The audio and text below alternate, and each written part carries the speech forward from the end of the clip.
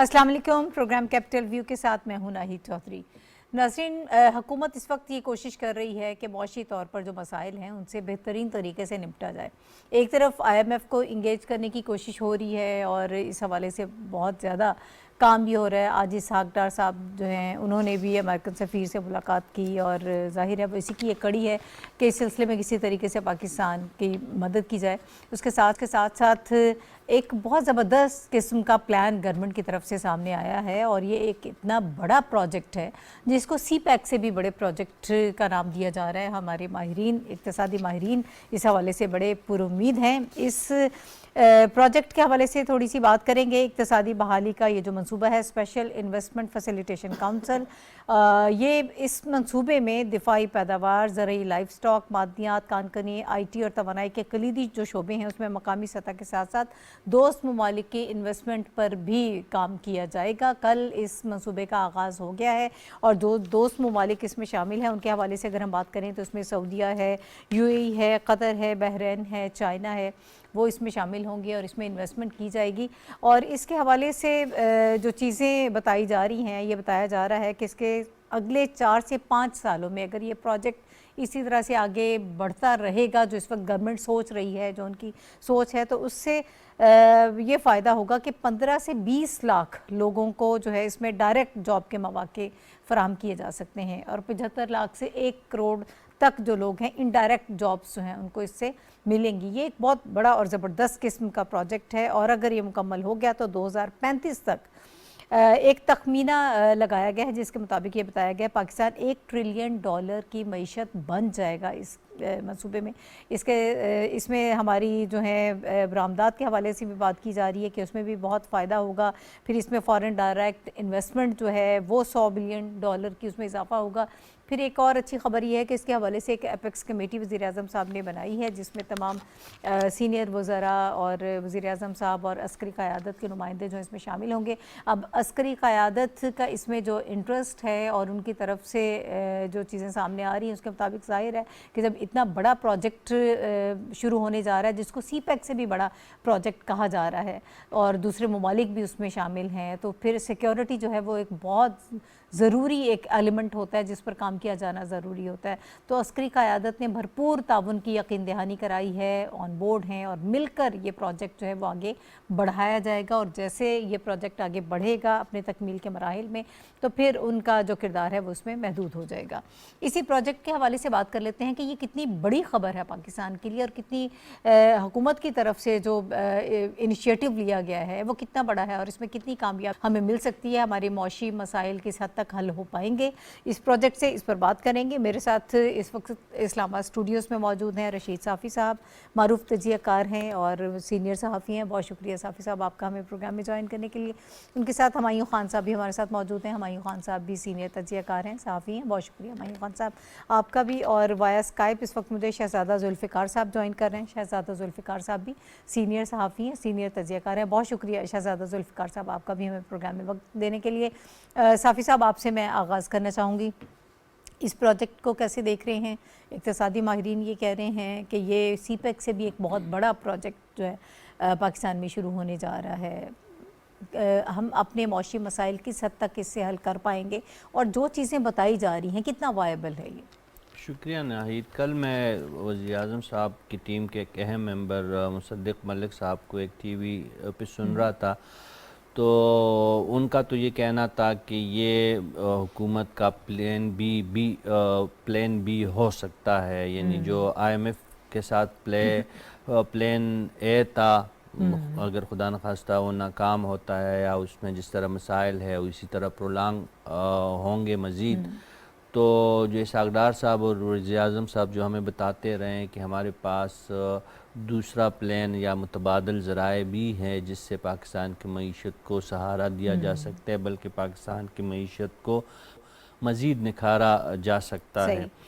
یہ جو منصوبہ اناؤنس ہوا ہے اور اس کی جو ابتدائی معلومات ابھی تک ہمارے پاس پہنچی ہے تو یہ واقعی ریئلسٹک منصوبہ لگ رہا ہے۔ اس بات سے تو دنیا کا کہ تمام ممالک اور معاشی ادارے اور معاشی ماہرین جو ہے اس بات پہ متفق ہے کہ پاکستان جو ہے قدرتی وسائل سے اور افرادی قوت سے اور پوٹینشل سے یہاں پہ جو لوگوں کی ایک ول ہے اس ملک کو ترقی دینے کے حوالے سے اس میں خود کفیل ہے اور اس میں کوئی کمی نہیں ہے.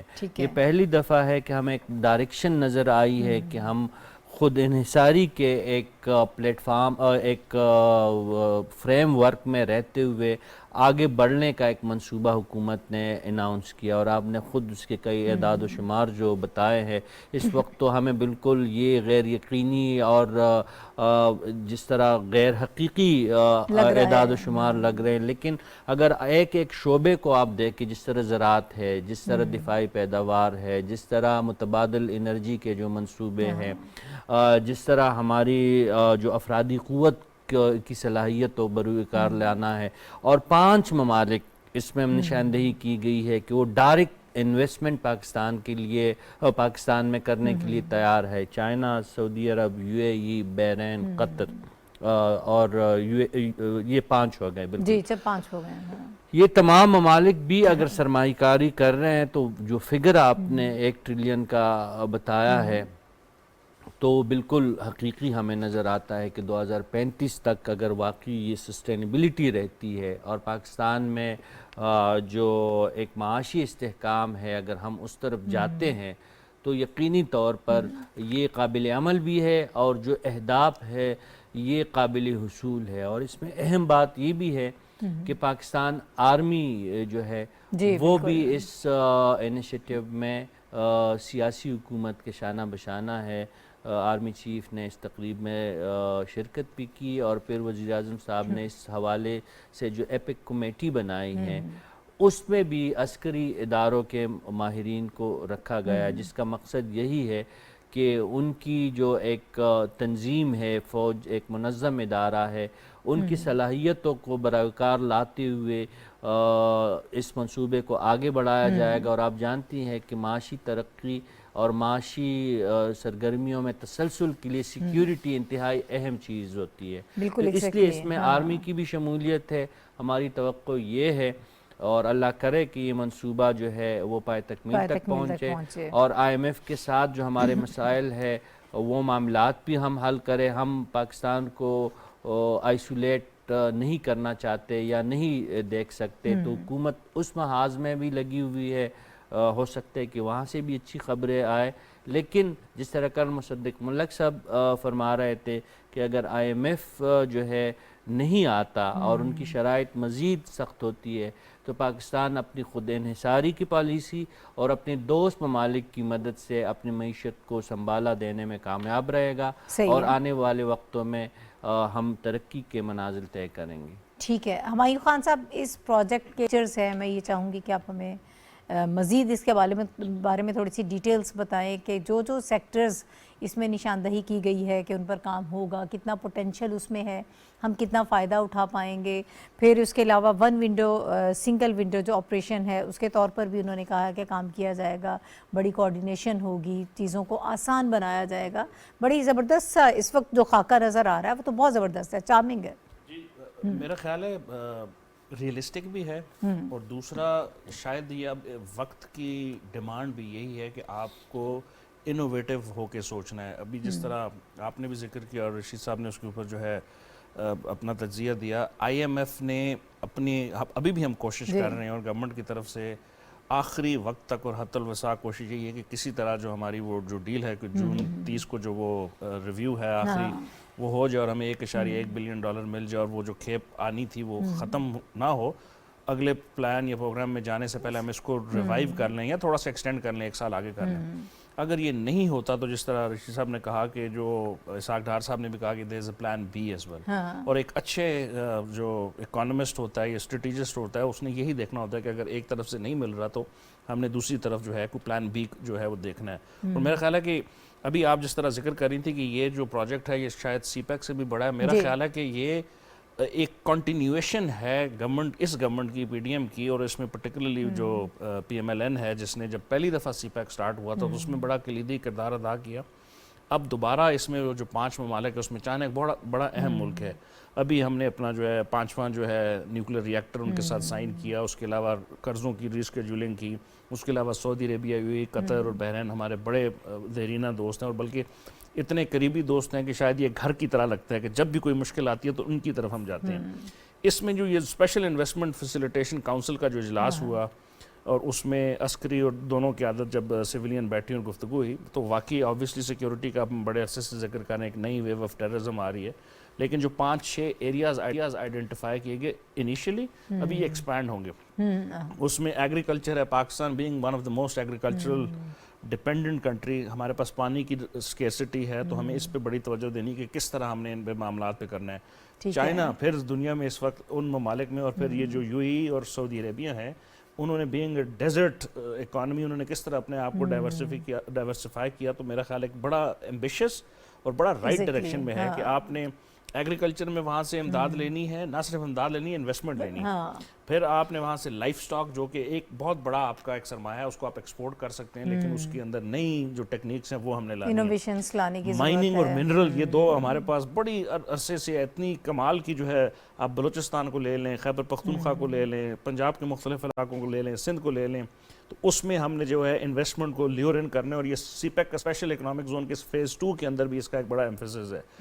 آئی ٹی سیکٹر وہ ہے جو ہم کئی پروگرام میں ذکر کر چکے ہیں. بجٹ میں ہم نے دیکھا کہ کتنا فیسیلیٹیٹ کیا جا رہا ہے. انڈیا کو اگر آپ اس سے کمپیئر کریں تو $250 بلین کا ایک سال کا ان کا ریونیو تھا پچھلے سال سے 21-22 کا.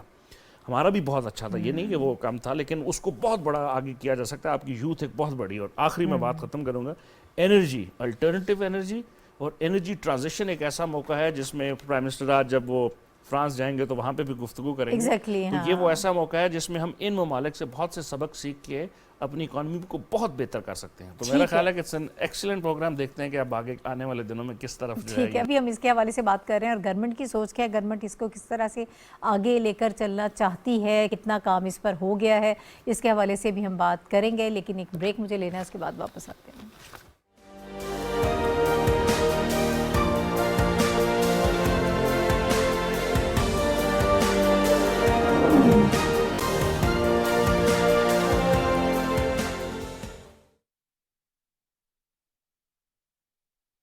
الله أكبر الله أكبر الله أكبر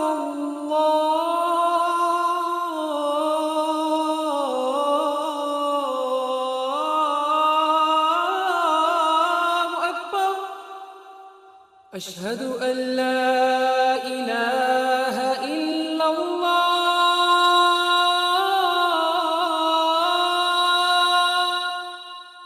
أشهد أن لا إله إلا الله أشهد أن محمد رسول الله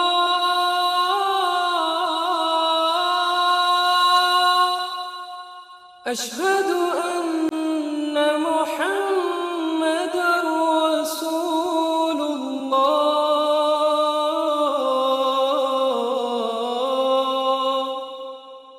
حي على الصلاة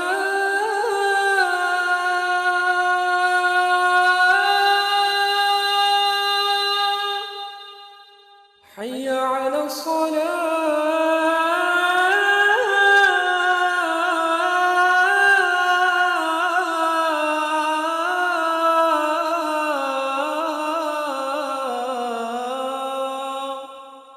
حي على الفلاح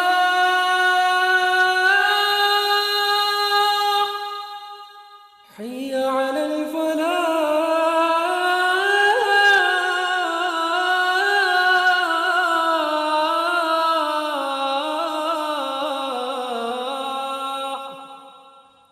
الله أكبر الله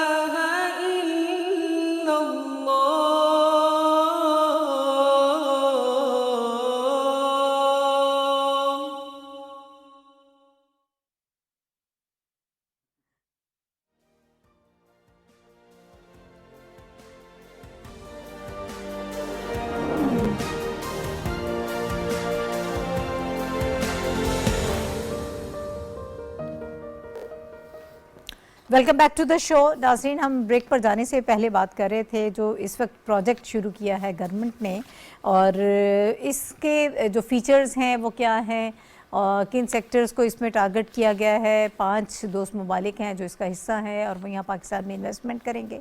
एक बहुत बड़ी तादाद में, लाखों की तादाद में लोगों को डायरेक्टली इसमें जॉब्स मिलेंगी और इनडायरेक्टली 1 करोड़ तक लोग जो है वो जॉब इसमें हासिल कर सकते हैं। इसी प्रोजेक्ट के हवाले से मज़ीद हम बात कर लेते हैं। शहजादा जुल्फ़िकार साहब इस वक्त मेरे साथ मौजूद हैं, उनकी तरफ जाऊंगी। सर, आप इस प्रोजेक्ट के हवाले से इसको कैसे देख रहे हैं? कितना प्रैक्टिकल ये साबित हो सकता है? एक प्रैक्टिकल अप्रोच, हॉलिस्टिक अप्रोच आपको इसमें नज़र आ रही है, और कब तक हम इससे फ़ायदा उठा पाएंगे? ज़रा ओवरऑल अपना, मैं चाहती हूँ कि अपनी ओपिनियन दीजिएगा। बहुत शुक्रिया। देखें, नियत ठीक हो, वो कहते हैं ना, चाइनीज एक वो है, मिसाल है कि उसका आप 1000 माइल के जो जर्नी है वो पहले स्टेप से शुरू करते हैं। तो ये नियत ठीक है। आपने शोबे जो हैं सारा आइडेंटिफाई कर दिए हैं, मुल्कों को आपने कांटेक्ट कर लिया है, और डिफेंस प्रोडक्शन जो है उसमें आईटी में, एनर्जी में, एग्रीकल्चर में, लाइव स्टॉक में, एनर्जी में, ये वो चीजें, मिनरल्स, ये वो एरियाज हैं जहां पोटेंशियल है और हम पैसों की जरूरत है। अगर पाकिस्तान के पास पैसा होता तो पाकिस्तान खुद इन तमाम सेक्टर में पैसे लगाकर और उसका रोजगार के मौके भी पैदा करता अपने लोगों के लिए, और उन तमाम चीजों को एक्सपोर्ट भी करता। एक्सपोर्ट में भी उसको फायदा होता है, एक्सपोर्ट करके उसके जो है ज़र मुबादला वो कमाता। अब सारा प्रॉब्लम पैसे का है। और ये जो आज अभी मैंने देखा, जो हमारे साथी पैनलिस्ट इस बात का जिक्र कर रहे हैं कि ये उससे सीपैक से बड़ा वो होगा, बिल्कुल इसमें कोई शक नहीं है।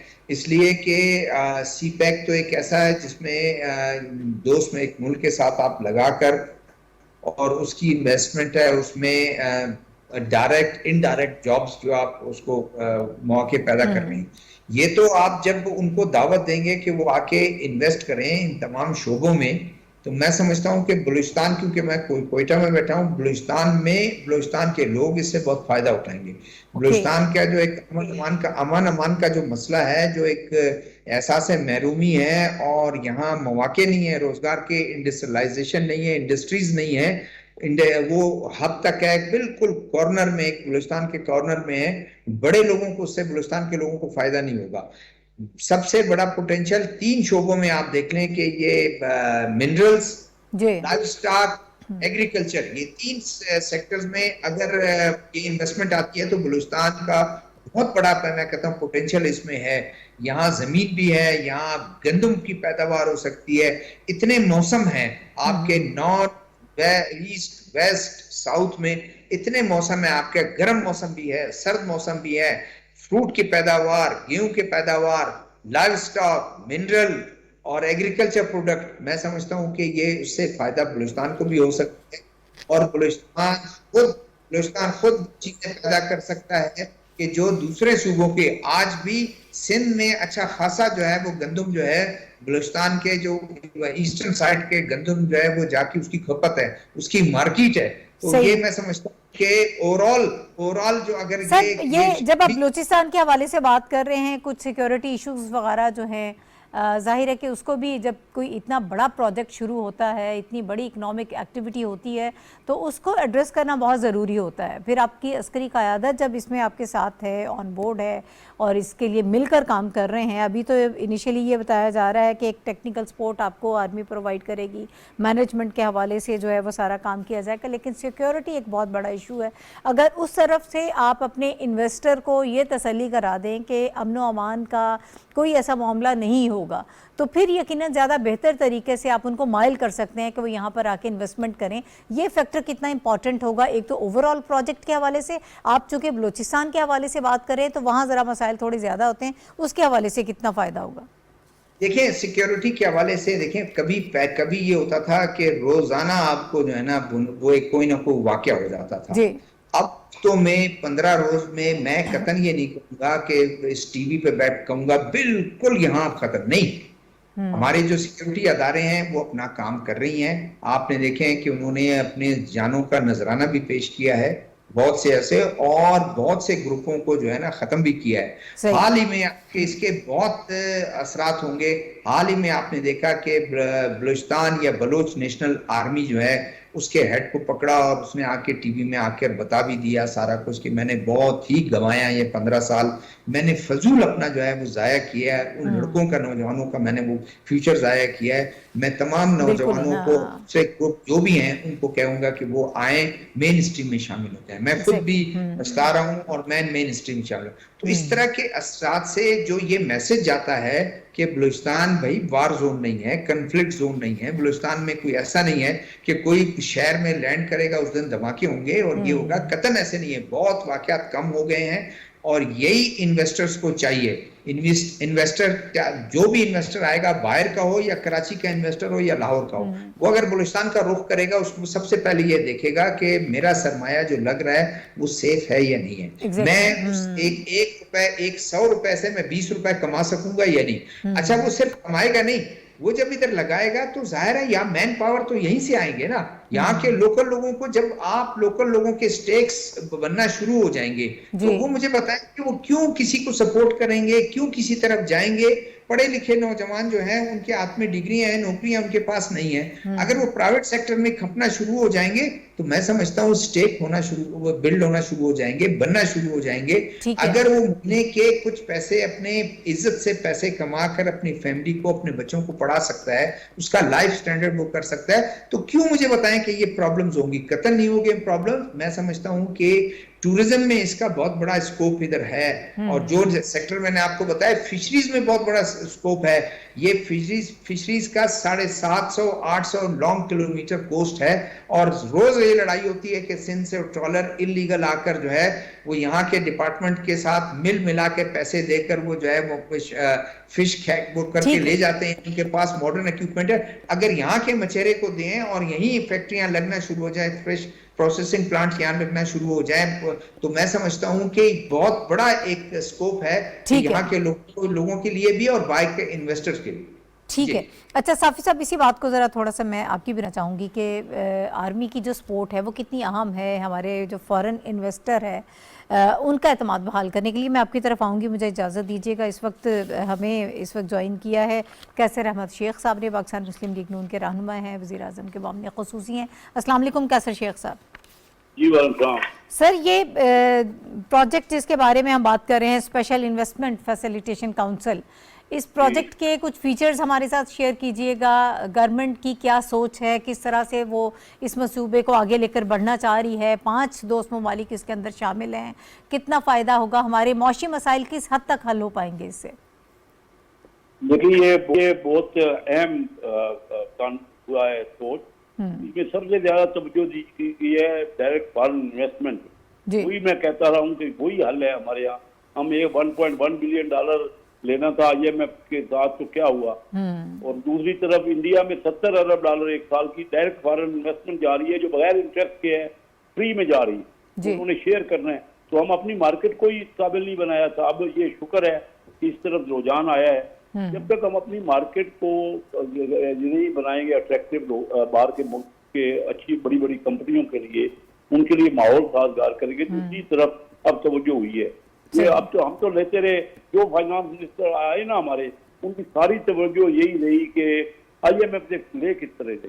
اب IMF نے تو آپ کے سامنے ہے جس طرح کا ہم سے سلوک کیا ہے, تو اب یہ بہتر ہونا ہی یہی چاہیے تھا جو اب کر رہے ہیں. تو سب سے زیادہ اس میں اسٹریٹجی یہی ہے کہ ڈائریکٹ فارن انویسٹمنٹ آئے, یہاں انڈسٹری لگے, یہاں پہ ہماری ایکسپورٹ ہو. پوری دنیا نے نا جو ترقی کی ہے ایک ہی طریقہ ہے, ایکسپورٹ لیڈ گروتھ. ایسی انڈسٹری جس سے ایکسپورٹ بڑھے اور پھر گروتھ بھی بڑھے, اس میں روزگار بھی ملتا ہے اور پیسہ بھی باہر والوں کا ہوتا ہے. دیکھیے وہ باہر والے پیسہ بھی لاتے ہیں, اپنی ٹیکنالوجی بھی لاتے ہیں, اور روزگار ہمیں ہمارے ملک میں ملتا ہے. اور انڈسٹری تو ہمارے یہاں ہی رہے گی نا. پیسہ وہ باہر کا لائیں گے بھی پیسہ وہ تو, لیکن سینے تو یہاں لگے گی نا, انڈسٹری تو پاکستان میں لگے گی. تو یہ ہمیں چاہیے ہوتا ہے. لیکن ہماری کسی بھی حکومت کی, کیونکہ یہ بیوروکریٹ کے ہاتھ میں جو کچھ ہوتا ہے نا, یہاں ہمارا سارا کچھ بیوروکریٹ کرنے والا. میں تو 30 سال سے یہی آیا اسی لیے تھا سیاست میں کہ کیونکہ میں نے دنیا کے ممالک کو دیکھا ہے، چین کو کاروبار کرنا ہم لوگوں نے سکھایا، کوریا میں ان کی پلاننگ والوں نے ہمارے یہاں بھیجا، سیکنڈ 5 ایئر پلان ہمارا کامیاب ہوا، انہوں نے اس اسٹریٹجی پہ کام کیا۔ انڈیا ہم سے پوچھتا تھا، منموہن سنگھ فون کرتے تھے ڈاکٹر محبوب الحق کو کہ بتاؤ کہ پاکستان آگے بڑھ رہا ہے، کیونکہ ہم نے پہلے اوپننگ اپ کی تھی اور انڈیا بعد میں انہوں نے کھولی ہم نے اپنی اکانومی کو کلوز کر دیا، بس ہمارا یہی مشکل ہوئی۔ ٹھیک ہے، یہ پرابلم ہوئی۔ اچھا، ابھی وزیر اعظم شہباز شریف صاحب سیلف ریلائنس کی بات کر رہے ہیں کہ خود انحصاری کی جانب بڑھا جائے، بہت زیادہ فوکس ہے ان کا اس حوالے سے، ان کا ایک اپروچ جو ہے وہ اسی قسم کی اپنانا چاہتے ہیں، تو یہ اس پروجیکٹ سے کتنا فائدہ ہوگا اور اس اپروچ میں ہم آگے بڑھ سکتے ہیں، اور اس اپروچ کے بارے میں آپ کیا کہیں گے کہ کتنی قابل عمل ہے؟ کیا خود انحصاری کی جانب پاکستان بڑھ سکتا ہے؟ جی بالکل، اپروچ تو اچھی ہے، لیکن ہمارے ملک میں ہر چیز کبھی اس کا ہوم ورک تو کیا نہیں گیا۔ اس پہ اب میرے جیسا بندہ جو کہ اسٹینڈنگ کمیٹی فائنانس کا چیئرمین ہے، دیکھیے اسمبلی کے بعد ہوتی ہیں ساری چیزیں، مجھے پتہ نہیں تھا یہ جو ہو رہی ہے، یہ بہت اچھی چیز ہے، لیکن اگر 2-3 بیوروکریٹ ہی بنائیں گے تو جس طرح پہلے فیلئر ہوا ہے وہ تو نہیں سکے گا۔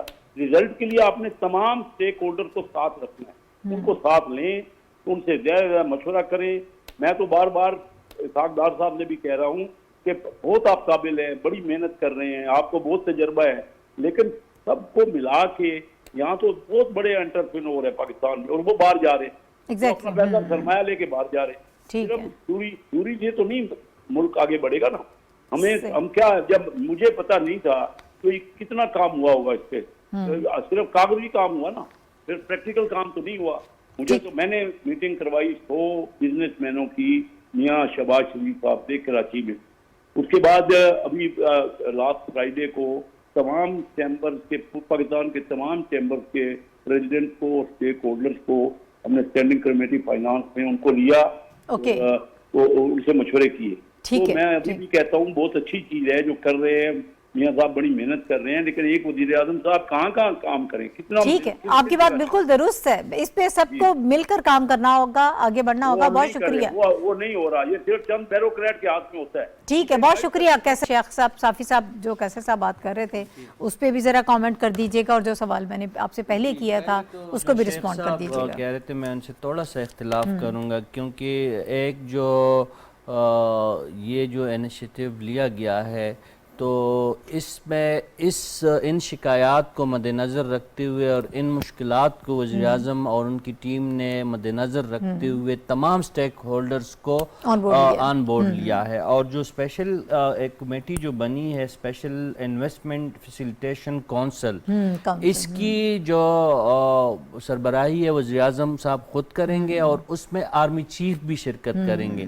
پھر ان کے نیچے 3 مختلف کمیٹیاں اور بنائی گئی ہیں، اور یہ جو کونسل ہے اس کی ہر مہینے جو ہے ایک میٹنگ ضرور ہوا کرے گی، اور اس کے بعد جو کمیٹی اس کے نیچے ایپیکس کمیٹی کے نیچے ہے اس میں بیوروکریٹس کو ڈالا گیا، تمام چیف سیکرٹریز کو ڈالا گیا، تمام جو جن سے شکایت کی جا رہی تھی کہ افسر شاہی جو ہے بعض اوقات ان کی طرف سے مسئلے مسائل آ جاتے ہیں، تو ان مسئلہ مسائل کی تدارک کے لیے جو اس کونسل کے نیچے جو دوسری کمیٹی بنے گی، سب کمیٹی، اس میں تمام صوبوں کے چیف سیکرٹریز اور اہم محکموں کے سیکرٹریز جو ہے ان کو بھی شامل کیا جائے گا، اور صوبائی کابینہ کے وزراء بھی اس میں شامل ہوں گے۔ پھر اس کے نیچے ایک تیسری کمیٹی بنائی گئی ہے جس کو عمل درآمد کمیٹی کا نام دیا گیا ہے، اور وہ امپلیمنٹیشن کریں گے، امپلیمنٹیشن کا عمل کو فریکوینٹلی وہ مانیٹر کریں گے اور عمل درآمد کو یقینی بنائیں گے۔ اور مصدق ملک صاحب نے کل بھی بتایا تھا اور حکومت بھی یہ بتا رہی ہے کہ ان تمام جو مسائل ماضی میں سرمایہ کاروں کو، پاکستانی سرمایہ کاروں کو یا بیرونی سرمایہ کاروں کو جو افسر شاہی سے یا پاکستان کے کسی پیچیدہ نظام کی وجہ سے ان کو درپیش تھے، ان کا خیال رکھا گیا ہے، اسی وجہ سے پہلی دفعہ بیوروکریسی کو شامل کیا گیا ہے، آرمی کو شامل کیا گیا ہے، وزیر اعظم صاحب خود مانیٹرنگ کریں گے ان تمام چیزوں کو۔ یعنی ہم یہ کہہ سکتے ہیں کہ یہ جو بیرونی اور اندرونی سرمایہ کاری ہے، اس کے لیے پہلی مرتبہ ون ونڈو آپریشن کی سہولت کو متعارف کروایا گیا ہے. جو شیخ صاحب فرما رہے تھے امید ہے کہ اس کا ازالہ ہو جائے گا, مشکلات پھر بھی ہوں گی لیکن اور چیلنجز ہوں گی. جو آپ کا پہلے والا سوال تھا کہ اس میں پاکستان فورسز کی جو ہے ان کی موجودگی کیوں ضروری ان کی سپورٹ جو ہے اور وہ پھر فورن انویسٹر کے لیے کتنا اعتماد بحال ہوگا. دیکھیں پاکستان ایک منظم پاکستانی فوج جو ہے ایک منظم ادارہ ہے. سی پیک میں بھی ہم نے دیکھا ہے کہ چائنیز گورنمنٹ کی طرف سے بھی سیکیورٹی کی جو ذمہ داری ہے وہ ایک خصوصی ڈویژن کو سونپی گئی ہے اور وہ تمام سیکیورٹی کے معاملات کو دیکھتے. تو آرمی کا جو کردار ہے وہ اس میں فقط اتنے اس لیول تک فیسیلیٹیشن کا ہوگا اور سیکیورٹی کی صورتحال جو عمومی سیکیورٹی ہے ملک کی, جب آپ کے ملک میں امن و امان کی کیفیت ٹھیک نہیں ہوگی تو کوئی سرمایہ کار آپ کے ملک میں نہیں آئے گا. تو جو ایک اس سرمایہ کاری کے منصوبے کو مد نظر رکھتے ہوئے آرم فورسز جو ہیں وہ سیکیورٹی کی عمومی صورتحال کو بھی بہتر بنانے میں مزید اپنی قوتوں کو صرف کریں گے. اور جو گورنمنٹ آف پاکستان کا یہ خصوصی جو ان کا جو اقدام ہے اس میں بھی سرمایہ کاروں کو یقین دہانی کروائی جائے گی کہ ایک تو پروسیس کو سموتھ بنایا جائے گا اور دوسرے سیکیورٹی کے مسئلے ان کو درپیش نہیں ہوں گے.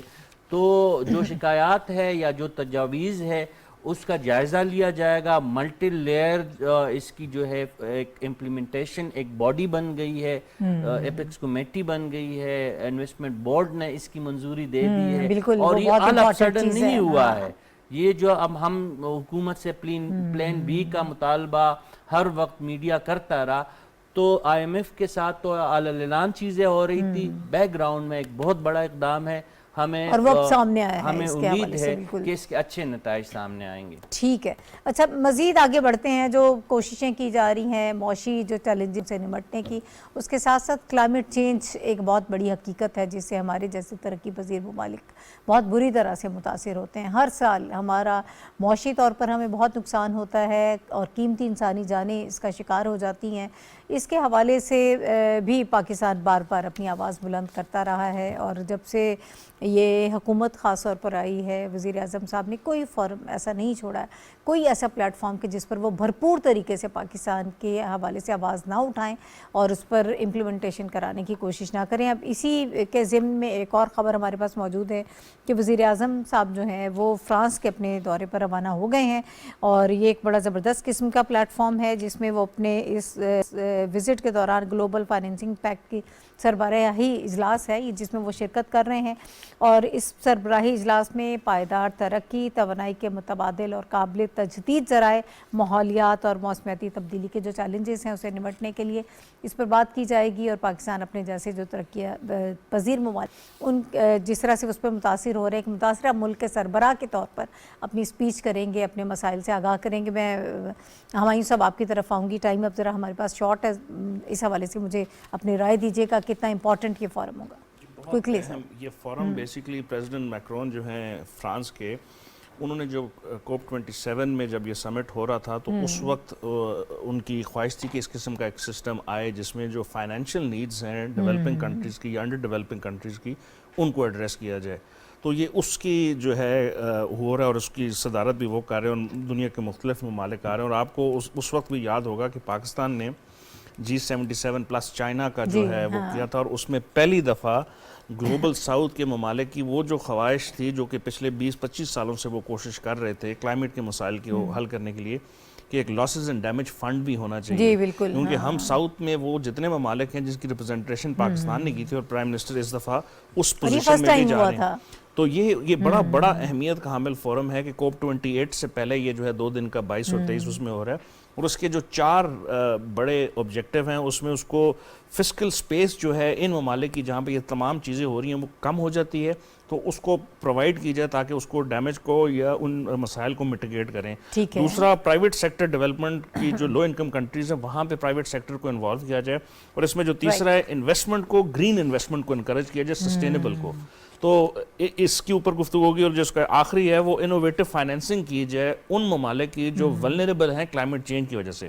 تو یہ کوپ 27 کا ہی آپ ایک ایکسٹینشن سمجھ لیں جہاں پہ بڑے ممالک آ رہے ہیں اور پاکستان ایک دفعہ پھر اپنی جو ہے گلوبل ساؤتھ کی آواز وہاں پہ اجاگر کرے گا. ہم اپنی ہسٹری کے ورسٹ فلڈ سے ابھی نکلے نہیں ہیں, سفر کر کے 30 بلین ایک اور 16 بلین دوسرا جو ہے, ایسے اور ممالک, اور یہ ختم بھی نہیں ہو رہا کہ 2022 میں تھا تو 23 میں نہیں ہوگا. گرمی کی شدت بڑھ جائے گی, زلزلوں کی ہم نے دیکھا. تو اس میں جو ہے ان چیزوں کے اوپر زور دینا کہ جو ڈیولپ کنٹریز ہیں وہ اپنا ایک فائنینشیل میکنزم کریں کہ جو ملٹیپل ایمرجنسیز آئیں گی, ہیلتھ کے اندر آئیں گی, کلائمیٹ کے اندر آئیں گی, اکنامک ایشوز کے اندر آئیں گی, ان کو ایڈریس کرنے کے لیے. تو میرا خیال ہے کہ بڑا اہم فورم ہے. پرائم منسٹر کی بھی وہاں پہ ایک تو ڈائریکٹ جو ملاقاتیں ہیں, اس کے علاوہ سائیڈ لائن پہ ان کی ملاقاتیں ہوں گی اپنے کاؤنٹر پارٹ سے. ہم آئی ایم ایف کے حوالے سے بات کر رہے تھے تو ویسے یہ بھی کوشش کی جا رہی ہے کہ دفتر خارجہ کی طرف سے کہ وہاں پہ جو ایم ڈی ہیں آئی ایم ایف کی, ان سے بھی ملاقات ان کی شیڈیول ہو, ان سے بھی ملاقات ہو سکتا ہے کہ وہاں سے بھی کوئی ہمیں خبر آئے. بہرحال شہزادہ ذوالفقار صاحب, سر میں آپ کی طرف آنا چاہوں گی, اس کی ذرا سگنیفیکنس آپ ہمیں بتا دیجیے گا مزید. اب ظاہر ہے کہ جب یہ سٹارٹ ہوگی سبٹ تو پھر زیادہ ڈیٹیلز ہمارے پاس آئیں گی. دیکھیں یہ ایک پاکستان کی ایک ایفرٹ ہے, اس تمام جو ابھی نشاندہی کی ہے انہوں نے معین خان صاحب نے, پاکستان بھی اس ڈیولپنگ کنٹریز میں شامل ہے کلائمیٹ چینج کے حوالے سے, اور یہ جو ایک پرنسپلز کو واضح کرتا ہے ڈیولپنگ کنٹریز اور ڈیولپ کنٹریز کے, اس میں انویسٹمنٹ کے جو اس وقت ایک ایونیوز ہیں ان کو, اور جو سفر کرتا ہے ڈیولپنگ کنٹریز سفر کرتے ہیں ان تمام کلائمیٹ چینج سے, اس پہ بھی بات ہوگی اور پاکستان اپنا نقطہ نظر پیش کرے گا. پرائم منسٹر جو ہیں وہ ظاہر ہے ریپرزینٹ کر رہے ہیں پاکستان کو. تو میں سمجھتا ہوں کہ پاکستان نے اپنی کیپیسٹی میں جو کچھ کنٹریبیوٹ کر سکتا ہے پاکستان اس میں کنٹریبیوٹ کرے گا, اور یہ اگلے 2 سال میں ان چیزوں کو اور مزید جو ہے چیزوں کو ان پہ امپلیمنٹ ہوگا, اور انہی کو ساتھ لے کے یہ پاکستان اپنا رول ادا کرتا رہے گا اور کرے گا. جی ٹھیک ہے صافی صاحب, کوئکلی اگر آپ مجھے لاسٹ کامنٹ اس پہ دے دیجیے گا. معین خان صاحب اور شہزاد ذوالفقار صاحب نے بڑی تفصیل سے وزیر اعظم کے دورہ فرانس کے حوالے سے بات کی. میں فقط اتنا کہوں گا کہ یہ بہت ہی اہم ایکٹیویٹی ہے, اسپیشلی کلائمیٹ چینج کے حوالے سے, گرین انرجی کے حوالے سے. اس وزیر اعظم صاحب نے جاتے ہوئے یہ ان کے دفتر سے یہ تفصیلات جاری ہوئی کہ ان کی توجہ زیادہ تر اس پہ مرکوز رہے گی. اور آپ جانتی ہیں کہ پاکستان G77 ممالک میں ایک اہم ملک ہے, اور وزیر اعظم صاحب خصوصی دعوت پہ فرانسیسی صدر کے دعوت پہ وہاں پہ جا رہے ہیں. تو سائیڈ لائن پہ بہت ساری ان کی ملاقاتیں ہوگی, جس طرح آپ نے فرمایا, معین صاحب بھی اس کا تذکرہ کر رہے تھے کہ آئی ایم ایف کے سینئر سے ان کی ملاقات ہو سکتی ہے, جو پاکستان کے باقی دوست ممالک ہیں ان سے ملاقات ہو سکتی ہے. اور جو ہمارا پہلا ٹاپک تھا وہ بھی اسی سے ریلیٹڈ ہے, پاکستان کے اقتصادی اور معاشی مسائل کے حوالے سے اس پہ بھی بات ہوگی. تو آنے والے وقت جو ہے 1-2 دن میں ہمیں پتہ چل جائے گا. وزیر اعظم جہاں جہاں پہ بھی بیرونی دوروں پہ گئے ہیں تو خالی ہاتھ نہیں آئے ہیں, آئیڈیاز کے ساتھ آئے ہیں, پاکستان کے لیے بہتر خبروں کے ساتھ آئے ہیں. تو ہم یہی توقع کر رہے ہیں کہ وزیر اعظم صاحب جب فرانس سے واپس آئیں گے تو وہ کچھ اور اچھی خبریں پاکستان لے کے آئیں گے. تو اس لیے پاکستانی سٹیزنز کو اور ہم شہریوں کو مزید پر امید ہونا چاہیے کہ یہ جو حکومت ہے یہ ہمارے مسائل کو سمجھتی بھی ہے اور ان کو کرنے کا طریقہ بھی اور سلیقہ بھی آتا ہے. بہت شکریہ رشید صافی صاحب, ہمایوں خان صاحب, شہزادہ ذوالفقار صاحب میرے ساتھ موجود. اور ناظرین, پروگرام کا وقت ختم ہو گیا. پروگرام دیکھنے کا شکریہ. اگلے ہفتے اب دوبارہ آپ سے ملاقات ہوگی. اللہ حافظ.